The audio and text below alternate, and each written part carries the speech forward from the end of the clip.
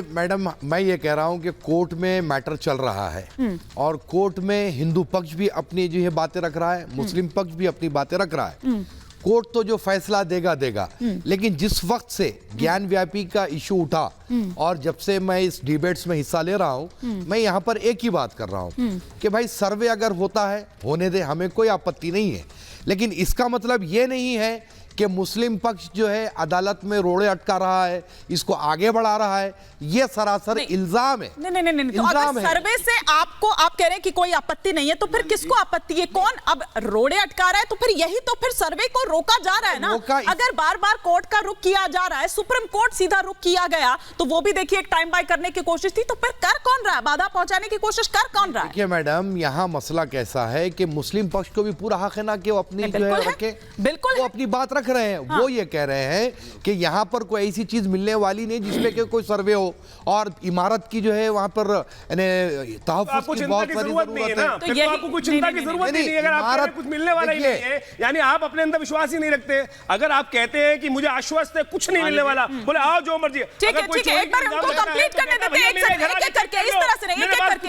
आचार्य जी नहीं, मौलाना पीर अली कादरी पहले अपनी बात पूरी कर ले, फिर शैलेश तिवारी जी और आचार्य राज मिश्रा भी मेरे साथ जुड़ चुके हैं। आचार्य जी सुन लीजिए आप, ये अरे भैया जो सत्य होता है एक करके प्लीज, एक करके।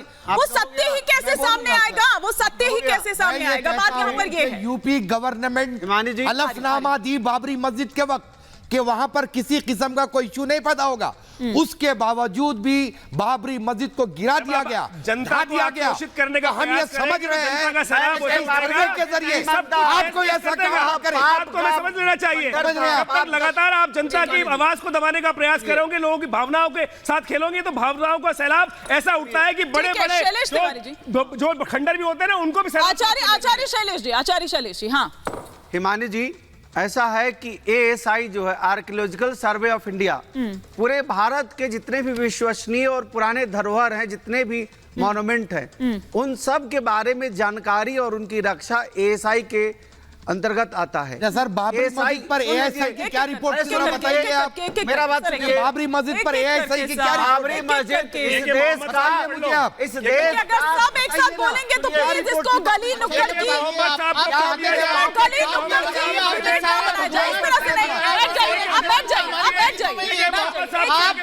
मोहन भागवत जी ने कहा था और उन्होंने लिखा है, उन्होंने कहा है वीडियो के अंदर कि मैं क्षमा मांगता हूं कि मेरे पूर्वजों ने जो अगर इस तरह से स्टूडियो में नहीं, मैं सीधा सृष्टि का रुख करूंगी, मैं सीधा गुंबद बना दी गई मस्जिद कहा जा रहा है। ISI सर्वे होगा, GPR टेक्निक से जो भी होगा, तो उससे सच्चाई जो नीचे दबी पड़ी है अवशेष वो निकल के आएंगे और निश्चित तौर पे ये सूट के डिस्पोजल में ASI का सर्वे बहुत ही क्रिटिकल साबित होगा। बिल्कुल सर, एक सबूत आप जो पेश किए हैं वो एक बार दिखा दीजिए कैमरे पर। आप सलील, आप ये रिकॉर्ड करिएगा, आप देखिए ये सबूत है जो पेश किए गए, आप बताइएगा इसके बारे में। ये हमने ऑनरेबल चीफ जस्टिस साहब को दिखाने का डायरेक्ट से प्रयास किया, तो उन्होंने कहा कि दिस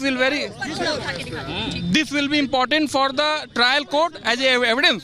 तो हम वहाँ दिखाएंगे। देखिए ये आदि विश्वेश्वर का पुराना पश्चिमी दीवार है। तस्वीर कब की? ये 8 नवंबर 1991 की तस्वीर है। ये नील गॉडसॉ जर्मन सिटीजन है, बनारस में 15 साल रह के फोटोग्राफी उन्होंने किया है और ये एकदम क्लियर साबित करता है कि ये मंदिर ही है।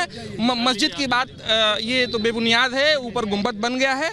अब जो है सूट जो डिस्पोजल होगा, ट्रायल होगा, ASI सर्वे होगा, तो हमको लगता है हिंदू पक्ष जीत होगी। जी, मुस्लिम पक्ष के वकील ने कहा कि कुदाल और फावड़ा लेकर पहुंचे थे, ये कोर्ट ने साफ तौर पर वो कहेंगे जब ASI ने एक बार कह दिया कि हम कुछ नहीं, ना no cutting no digging, that's all. हाँ, कुछ भी कहने को रह नहीं जाता है इसमें अब। जी, और ये भी कहा कि मामला मेंटेनेबल ही नहीं था। 21 से 23 तक आप लोग चुप क्यों थे? मेंटेनेबिलिटी पे हाईकोर्ट 31 अगस्त को फैसला दे चुकी है, 31 मई को, और क्लियर है कि आवर सूट इज मेंटेनेबल। बहुत शुक्रिया।